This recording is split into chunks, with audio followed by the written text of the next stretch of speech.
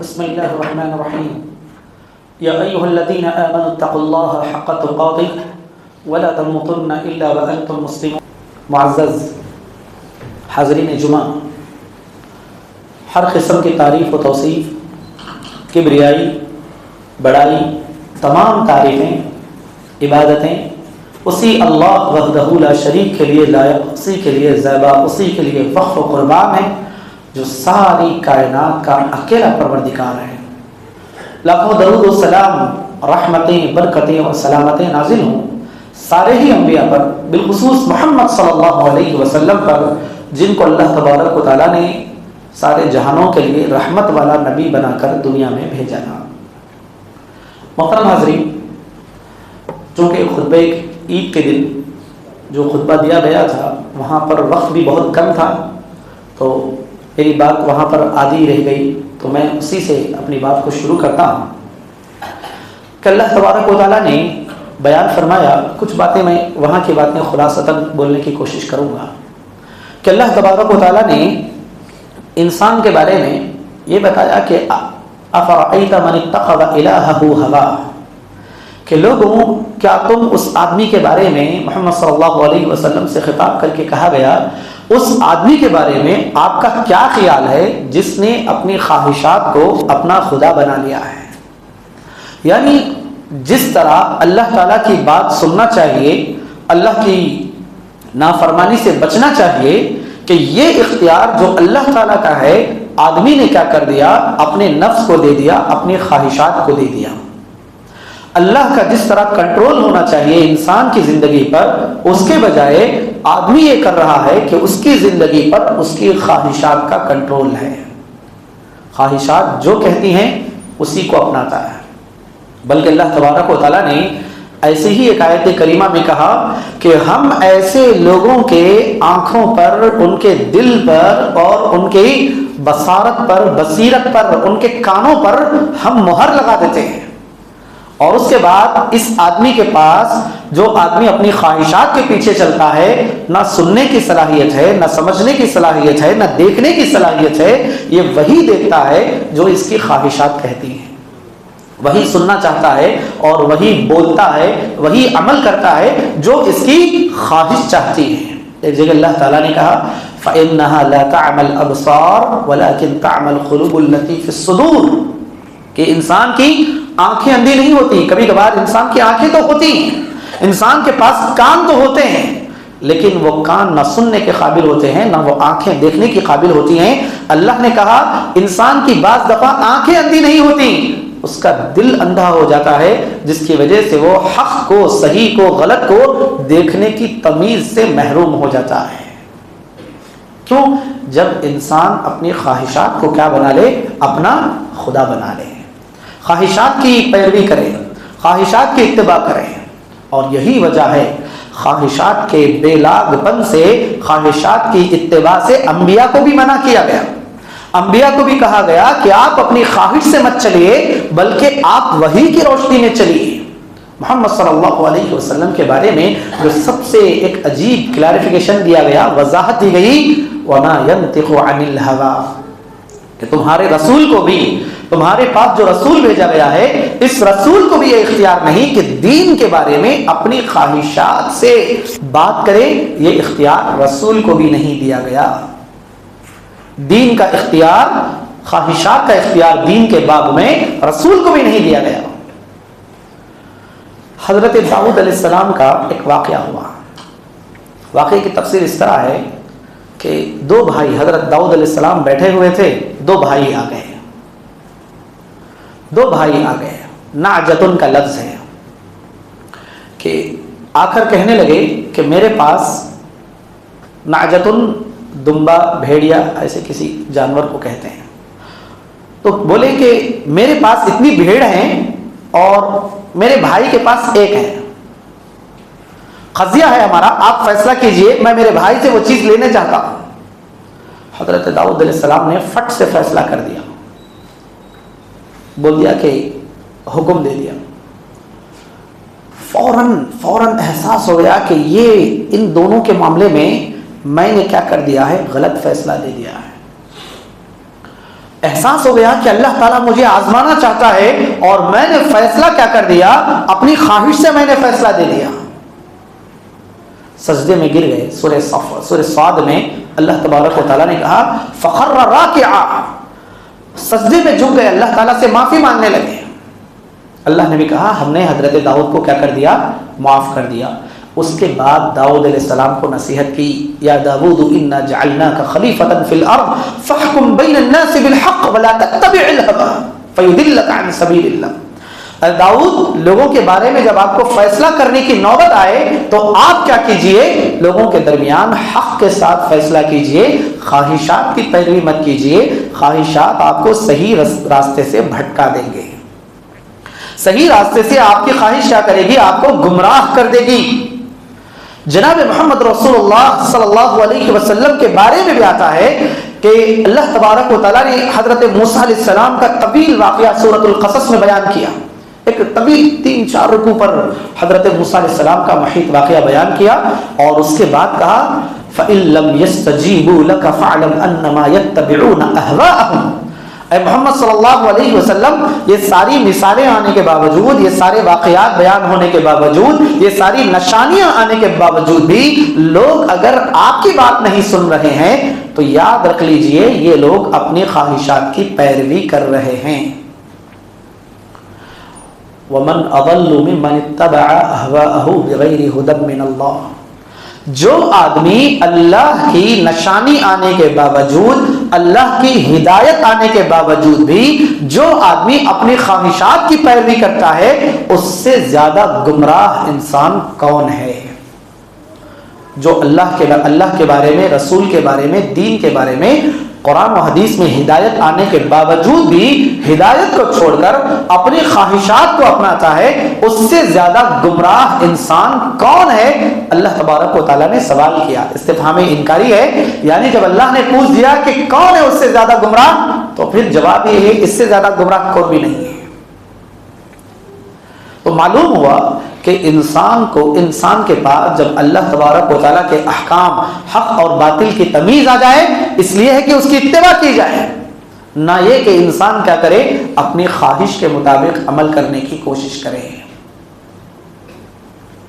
وما تهوى الانفس، سورہ نجم میں بھی اللہ تبارک و تعالیٰ نے بیان فرمایا کہ دلیل آنے کے باوجود، رسول اللہ صلی اللہ علیہ وسلم رسول ہے، یہ معلوم ہونے کے باوجود بھی لوگ اپنی خواہش سے، رسول کا انکار کرنے والوں سے کہا یہ لوگ اس چیز کو اپناتے ہیں جو ان کی خواہش، ان کا نفس جس چیز کی خواہش کرتا ہے اس کو یہ لوگ اپنانے والے ہیں۔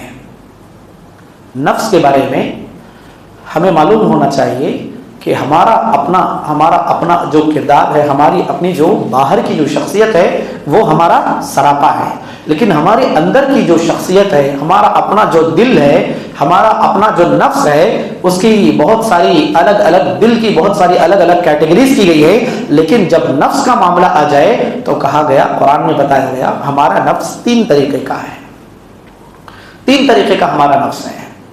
ایک نفس وہ ہے جو ہمیں کیا کرتا ہے، گناہوں پر آمادہ کرتا ہے، جو ہمارے دل میں گناہوں کی خواہش پیدا کرتا ہے، جو ہمیں بتاتا ہے کہ گناہ کتنا بہترین ہے، جو ہمیں گناہوں کو خوبصورت کر کے بتاتا ہے، جو ہمیں بتاتا ہے کہ ہمیں گناہ کرنا چاہیے، بعض دفعہ یہ بھی بتاتا ہے، جو بھی گناہ ہو بتاتا ہے کہ یہ گناہ میری ضرورت ہے، یہ گناہ میری ترجیحات میں شامل ہے، جو بھی گناہ ہو، نماز چھوڑنا گناہ ہے، زکوٰۃ نہ دینا گناہ ہے، استطاعت کے باوجود بھی حج کو نہ جانا، ساری چیزیں اصولی طور پر روزہ چھوڑنا گناہ ہے۔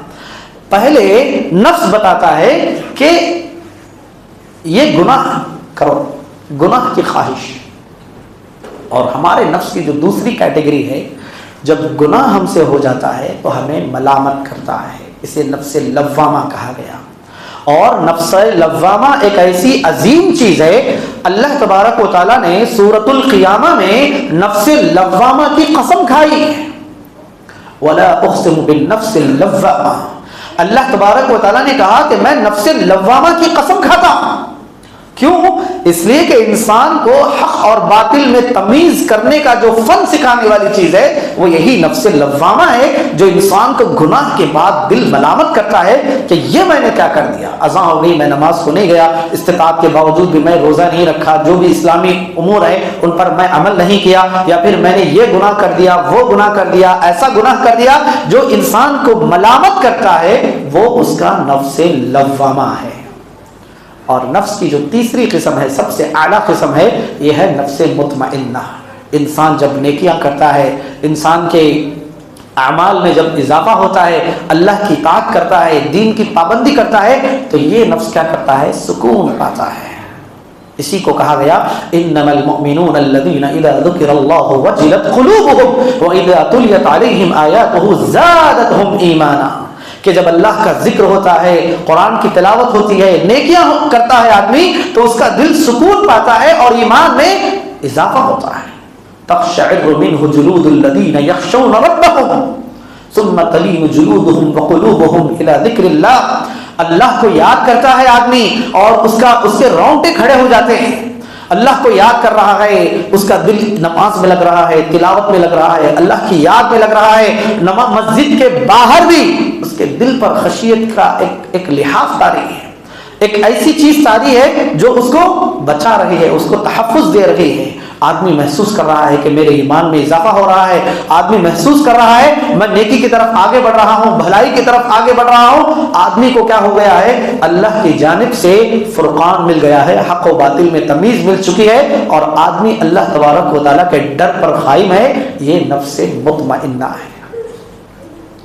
ہمیں جو بات کرنی ہے مختصر سے وقت میں نفس امارہ پر بات کرنی ہے، کیونکہ الحمدللہ ہم نے رمضان میں دوسرے دنوں کے مقابلے میں کچھ اچھی زندگی نیکیوں کے حوالے سے گزاری ہے، عبادات میں لگے ہوئے تھے، روزے میں لگے ہوئے تھے، ہر دن کئی مرتبہ اللہ کے ڈر کا احساس دلوں میں ہو رہا تھا، کھانے پینے کے معاملے میں، حتیٰ کہ جب وضو بھی کر رہے تھے کوشش ہو رہی تھی کہ کوئی خطرہ حلق سے نیچے نہ اترے، اتنی ہم کوشش کر رہے تھے، اللہ کے ڈر کا احساس بار بار احساس ہو رہا تھا۔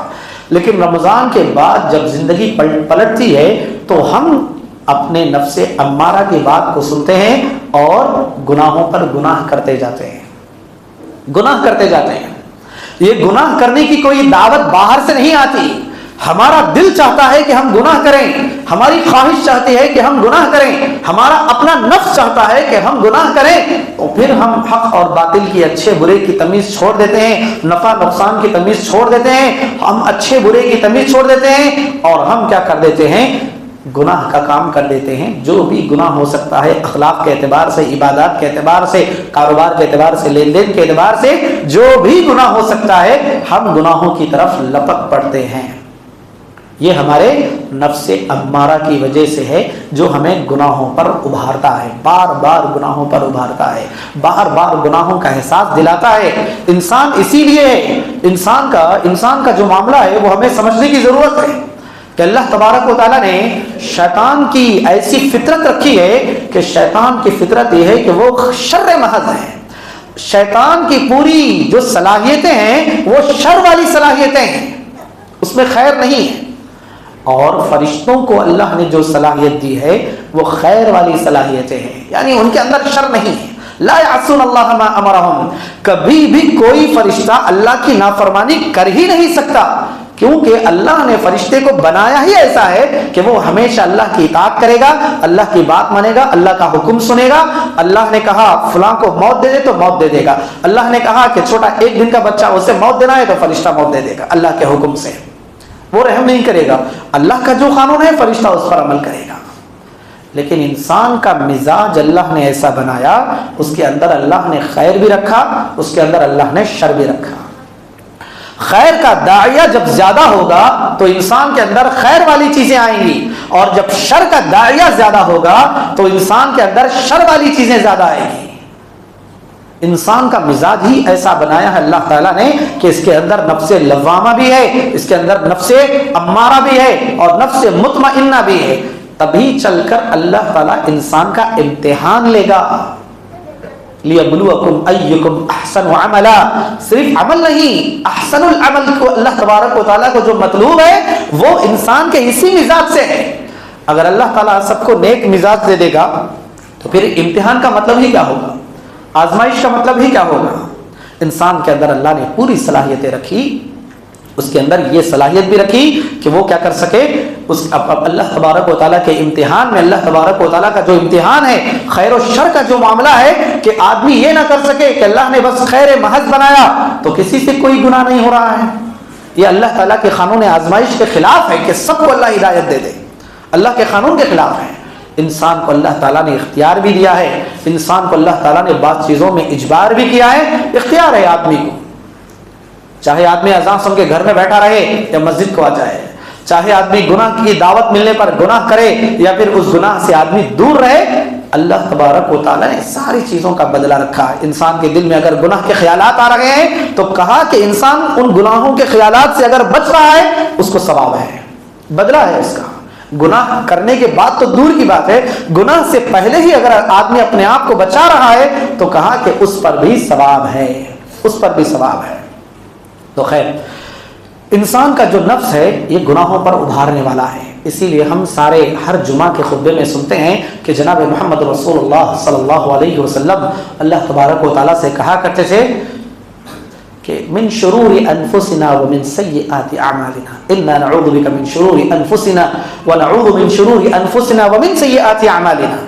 اللہ تبارک و تعالیٰ سے جناب محمد رسول اللہ صلی اللہ علیہ وسلم جمعہ کے ہر خطبے میں پناہ مانگا کرتے تھے، اے اللہ مجھے میرے نفس کے شر سے بچا لے، میرے نفس کی جو برائی ہے، میری اپنی خواہشات کی جو برائی ہے، اے اللہ مجھے میری اپنی خواہشات کی برائی سے بچا لے۔ تو اس یہاں پر معلوم ہوا کہ ہمارے نفس میں خیر بھی ہے، ہماری خواہشات میں خیر بھی ہے، ہمارے ارادوں میں خیر بھی ہے، ہماری تمنا میں خیر بھی ہے، اور جس طرح خیر ہے ہماری خواہشات میں شر بھی ہے، برائی بھی ہے۔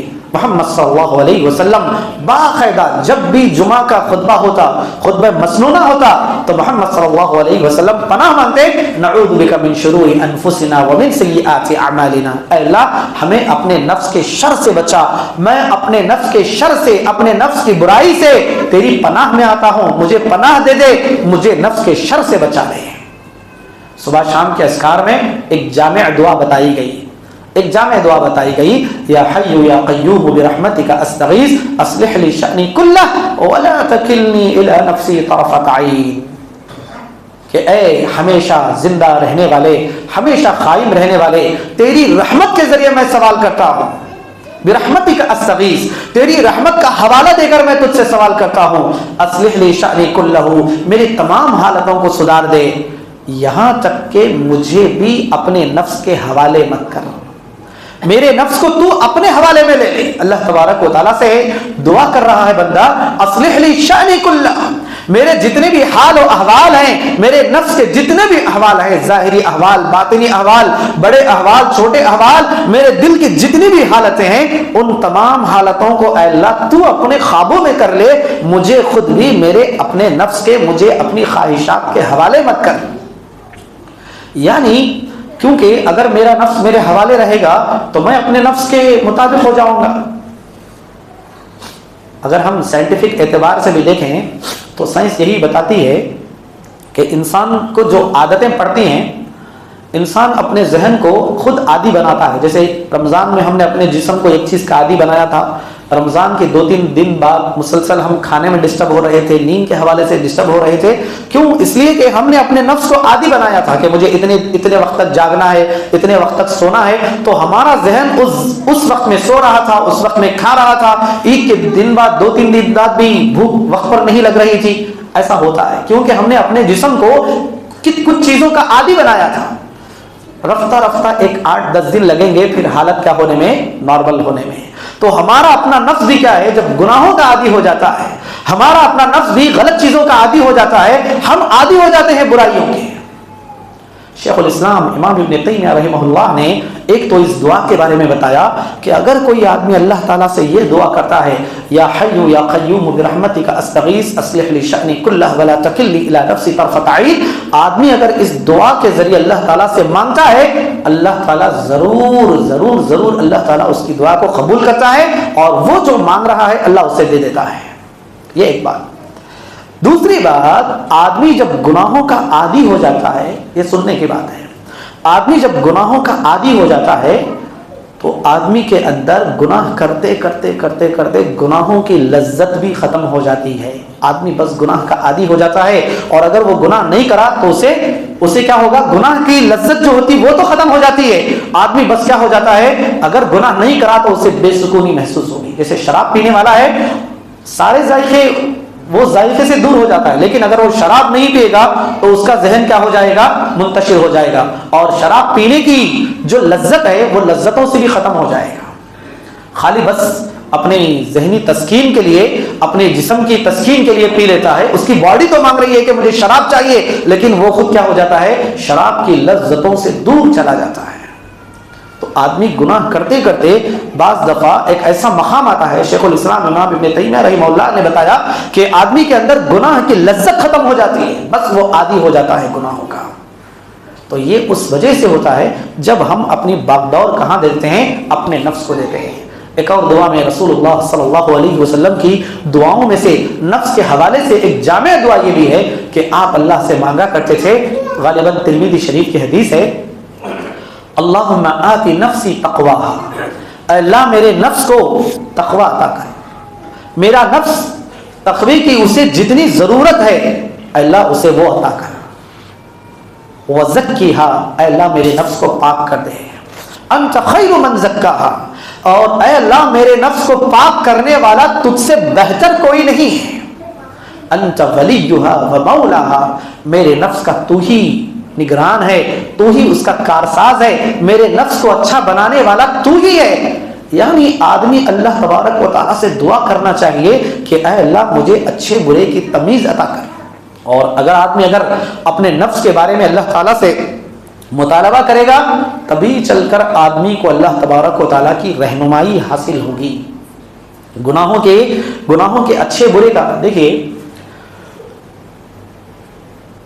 لو شاء اللہ ما اشرکنا، ایک اور جگہ کہا لو شاء اللہ ما عبدنا من دونہ من شیء، کہ لوگ کیا کرتے ہیں، لوگ جیسے مثال کے طور پر کوئی آدمی گناہ کرتا ہے، مشرکین مکہ سے جب کہا گیا آپ شرک مت کرو، گناہ ہے وہ، تو مشرکین مکہ کہنے لگے اللہ خود چاہتا ہے کہ ہم شرک کریں، تبھی تو اللہ نے ہمیں شرک کرنے کا موقع دیا، تبھی تو اللہ تعالیٰ نے یہ جو ساری چیزیں ہیں اللہ خود چاہتا ہے کہ ہم شرک کریں، شرک کا موقع ملنا یہ لوگ یہ سمجھتے تھے اللہ چاہتا ہے کہ ہم شرک کریں۔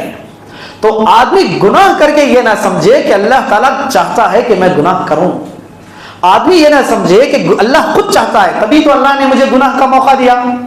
چور یہ سمجھے گا کہ میں چوری کر رہا ہوں، اللہ نے میری روزی روٹی کہاں لکھی ہے؟ چوری میں لکھی ہے، تبھی تو میں چوری کر رہا ہوں، اللہ نے میرا رزق چوری میں لکھا ہے۔ نہیں، آدمی کو اس چیز کو سمجھنا چاہیے، اللہ نے انسان کا جو نفس بنایا ہے بعض چیزوں میں انسان مجبور ہے، مجبور محض ہے۔ جیسے مثال کے طور پر میں اپنے ماں باپ منتخب کر سکتا ہوں؟ نہیں منتخب کر سکتا۔ میں اپنی اولاد منتخب کر سکتا ہوں؟ نہیں منتخب کر سکتا۔ میں کیا کر سکتا ہوں؟ میرے کزنس منتخب کر سکتا ہوں؟ نہیں منتخب کر سکتا، سلیکٹ نہیں کر سکتا۔ میں نہیں بول سکتا کہ مجھے یہ چاچا چاہیے، مجھے وہ پھپھو چاہیے، یہ ماموں چاہیے، مجھے وہ ابا چاہیے، یہ امی چاہیے۔ نہیں، انسان یہاں پر مجبور ہے انسان۔ لیکن انسان کو اللہ تعالیٰ نے خیر و شر کی تمیز دی، اپنی زندگی کا اچھا برا انسان کیا کر سکتا ہے؟ منتخب کر سکتا ہے۔ مجھے کیا پہننا ہے، کیا کھانا ہے، کیا نہیں پہننا ہے، کیا نہیں کھانا ہے، میرے لیے اچھا کیا ہے، میرے لیے برا کیا ہے۔ اللہ تبارک و تعالیٰ نے انسان کو اس معاملے میں مختار بنایا، اس سے اللہ تعالیٰ نے اختیار دیا۔ گناہ کرنے کے معاملے میں، نیکیاں کرنے کے معاملے میں انسان کو اللہ تعالیٰ نے اختیار دیا، چاہے تو آدمی نیکیاں کرے چاہے تو نیکیاں نہ کرے، اس کو اختیار دیا گیا، کیونکہ یہ اللہ تعالیٰ کا قانون آزمائش انسان کے ہاتھ میں ہے کہ اب اپنی خواہش سے وہ جیسا عمل کرے گا اللہ کے پاس اسے ویسا بدلہ دیا جائے گا۔ انسان کو اپنی خواہشات کے معاملے میں آدمی کو اتنا کنٹرول ہونا چاہیے کہ میری خواہشات کیا نہ ہو اللہ کی نافرمانی کے دائرے سے باہر نہ جائیں، میری خواہشات کیا ہوں اللہ تعالیٰ کی نافرمانی کے دائرے سے پار نہ جائیں، اللہ تعالیٰ کی اطاعت اور اللہ تعالیٰ کی بندگی اور بالخصوص اللہ تعالیٰ نے حلال و حرام کی جو لکیر کھینچی ہے اس لکیر سے میں باہر نہ جاؤں۔ اپنے خواہشات کے باب میں آدمی کو کیا کرنا چاہیے، اس چیز کی تمیز ہونی چاہیے۔ کبھی کبھار انسان کے اپنے نفس امارہ کی وجہ سے آدمی کے اندر غلط عادتیں پیدا ہو جاتی ہیں، جیسے تکبر کی عادت، حسد کی عادت، اور اسی طرح خواہشات کی وجہ سے آدمی کے اندر حرص کی عادت، لالچ کی عادت، بہت ساری ایسی عادتیں پیدا ہو جاتی ہیں جو اصل میں اس کے اپنے نفس کا بدلہ ہوتی ہیں۔ اور نفس کو ایسے ہی چھوڑ دینے سے جو سب سے خراب عادت انسان کے اندر پیدا ہوتی ہے وہ ہے عبادتوں کے بارے میں سستی اور کاہلی کی عادت۔ آدمی کا جسم تو کبھی کبھار چاہتا ہے، اذان ہو گئی، آدمی چاہتا ہے کہ میں نماز کے لیے جاؤں، لیکن اس کا نفس اسے دوسری چیزوں میں لگا دیتا ہے۔ ترجیحات کا معاملہ، انتخاب کرنا، نیکی کا موقع بھی میرے ہاتھ میں ہے، گناہ کا موقع بھی میرے ہاتھ میں ہے، مگر آدمی کیا کرتا ہے، سستی کاہلی کی وجہ سے عبادت کے بجائے اللہ کے گناہ کی طرف چلا جاتا ہے۔ کیوں؟ اس لیے کہ اس کا نفس کیا ہو چکا ہے، اسی کاہلی کا عادی ہو گیا ہے۔ اگر مجھے پوچھا جائے میں بولوں گا ہاں 5 نمازوں کی اہمیت ہے، فلاں ہے، ساری چیزیں میں بولوں گا، لیکن جب عمل کرنے کی بات آ گئی تو نفس کیا ہو جاتا ہے، اس معاملے میں سستی اور کاہلی کی عادی ہو جاتا ہے۔ اسی لیے کہنے والوں نے کہا بد اچھا بدنام برا۔ بد اچھا یعنی ہر کوئی کیا کرتا ہے، گناہ کرنا چاہتا ہے، ہر کوئی نافرمانی کرنا چاہتا ہے، جو بدنام ہو گیا اسی کو برا سمجھا جاتا ہے۔ گناہوں کی عادت، گناہوں کی وجہ سے سستی اور کاہلی، اپنے نفس کی وجہ سے، نفس کا سب سے بڑا ہتھیار سستی اور کاہلی ہے۔ ہم بہت ساری، اور جیسا کہ عربی میں کہا جاتا ہے الحسنۃ تولد الحسنۃ، ایک نیکی دوسری نیکی کو جنم دیتی ہے، ایک نیکی سے دوسری نیکی کے لیے راہ نکلتی ہے۔ اسی طرح گناہوں کا بھی یہی معاملہ، ایک گناہ سے دوسرے گناہ کے لیے راہ نکلتی ہے۔ ہمارا دل اگر ایک نیکی کی خواہش کرتا ہے اسے وہ نیکی دے دینا ہے، دوسری نیکی وہ دے گا، پھر تیسری نیکی کرنے لے جائے گا، چوتھی نیکی کرنے لے جائے گا۔ اگر ہم ہمارے نفس کی بات سنیں گے، وہ ہمیں گناہ کا موقع دے رہا ہے، اللہ کی نافرمانی کا موقع دے رہا ہے، ہم اس کے پیچھے جائیں گے تو وہ کیا کرے گا، ایک اور طرف لے جائے گا، ایک اور گناہ کی طرف لے جائے گا، وہ گناہ کریں گے ایک اور گناہ کی طرف، ایک اور گناہ کی طرف، اسی طرح گناہوں کی طرف لے کر جائے گا۔ عربی شاعر کہتا ہے وَالنَّفْسُ رَاغِبَةٌ إِذَا رَقَبْتَهَا وَإِذَا تُرَدُّ إِلَى الْخَلِيلِ تَخْنَعُ، کہ نفس کو آپ جس چیز کی طرف راغب کریں گے وہ ویسا ہی ہو جائے گا۔ نفس کو آپ زیادہ کی طرف رکھیں گے، زیادہ کی طرف لالچ میں رکھیں گے تو نفس اور زیادہ مانگتا رہے گا۔ اگر آپ نفس کو بولیں گے کہ بس، تو وہ بھی کیا ہو جائے گا، تخنعو، وہ بھی خناق کر لے گا، وہ بھی رک جائے گا۔ نیکیوں کا معاملہ ہے، آپ جتنی نیکیاں کرتے جائیں گے نفس آپ کے پیچھے نیکیاں کرتا جائے گا، آپ گناہ کرتے جائیں گے نفس آپ کے پیچھے گناہ کرتا جائے گا۔ آپ بولیں گے کہ نہیں اب نیکیاں یہاں سے بس، تو نفس بھی کیا ہو جائے گا، رک جائے گا۔ آپ گناہوں کو بولیں گے کہ یہاں سے بس، تو وہ گناہوں پر بھی کیا ہو جائے گا، رک جائے گا۔ تو ہمیں اپنی تربیت کرنا ہے، اپنے نفس کے بارے میں سوچنا ہے، دیکھنا ہے کہ میرا نفس مجھے کس طرف رہنمائی کر رہا ہے، میرا نفس مجھے کہاں پر لے کر جا رہا ہے، میں اپنے نفس کے کنٹرول میں ہوں یا نہیں۔ ہر آدمی کو غور کرنے کی چیز ہے، کیونکہ یہ موضوع کو چھیڑنے کی ضرورت اسی لیے پیش آئی کہ انسان کو نیکیوں سے دور کرنے میں باہری طور پر برے دوست ہیں، برا معاشرہ ہے، کام کرنے کی جگہ پر 4 دوست مل گئے ہیں، بچوں کو اسکول میں دوست مل گئے ہیں، ایسا ہے ویسا ہے، کچھ مجبوری ہے، انسان تو باہری طور پر تو کیا کرتا ہے، نظر آتے ہیں کہ مجھے یہ گمراہ کر رہا، یہ گمراہ کر رہا، یہ گمراہ کر رہا، یہ گمراہ کر رہا، بیرونی طور پر، باہری طور پر تو لوگ نظر آتے ہیں مجھے گمراہ کون کر رہا ہے، لیکن اندر سے جو گمراہ کرنے والا ہے وہ ہمارا نفس ہے، جو ہمیں نیکیوں سے گمراہ کرتا ہے، سیدھی راہ سے بہکا دیتا ہے، اور کسی کو پتہ چلنے بھی نہیں دیتا، کسی کو پتہ چلنے نہیں دیتا کہ میرا نفس مجھے کتنا گمراہ کر رہا ہے۔ میرا نفس نیکیوں کے بارے میں، قرآن کے بارے میں، نماز کے بارے میں، صدقہ و خیرات کے بارے میں، اللہ سے ڈرنے کے بارے میں، سچائی کے بارے میں، امانت کے بارے میں، میرا نفس مجھے کتنا گمراہ کر رہا ہے، یہ میرے علاوہ کوئی نہیں جانتا، کسی کو معلوم ہونے بھی نہیں دیتا۔ تو آدمی کو ہمیشہ اپنے نفس کی نگرانی کرنا ہے۔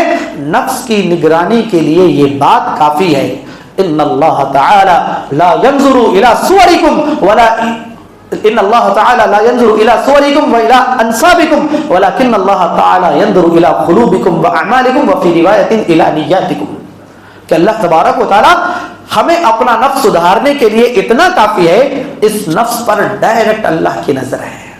اللہ چہروں کو نہیں دیکھتا، اللہ خاندان کو نہیں دیکھتا، نسب کو نہیں دیکھتا، اللہ تعالیٰ ہمارے دلوں کو دیکھتا ہے، ہمارے اعمال کو دیکھتا ہے، ہماری نیتوں کو دیکھتا ہے۔ ہم لوگوں سے تو چھپا لیں گے اپنے نفس کو، ہماری نیتوں کو لوگوں سے تو چھپا لیں گے، لیکن ہماری نیتوں پر ڈائریکٹ اللہ تعالیٰ کی نظر ہے۔ اپنے نفس کی ہمیں تربیت کرنی چاہیے۔ اللہ سے دعا ہے اللہ مجھے بھی آپ کو بھی عمل کرنے کی توفیق عطا فرمائے، نفس کے شر سے اللہ ہمیں حفاظت فرمائے، نفس کے خیر کی اللہ تبارک و تعالی ہمیں توفیق عطا فرمائے، برائیوں سے بچنے کی توفیق عطا فرمائے، گناہوں کی طرف اللہ تبارک و تعالی ہماری توجہ جانے سے ہماری حفاظت فرمائے، نیکیوں میں سبقت کرنے کی توفیق عطا فرمائے، گناہوں سے نفرت اللہ ہمارے دلوں میں پیدا فرمائے، نیکیوں سے محبت اللہ تعالی ہمارے دلوں میں پیدا فرمائے۔ آمین وآخر دعوانا ان الحمد للہ رب العالمین۔ اقول قولی ھذا استغفر اللہ لی ولکم ولسائر المؤمنین اجمعین۔ بارک اللہ لی ولکم فی القرآن العظیم ونفعني وإياكم بالآيات والذكر الحكيم إنه تعالى جواد كريم ملك بر رؤوف رحيم ورب حليم۔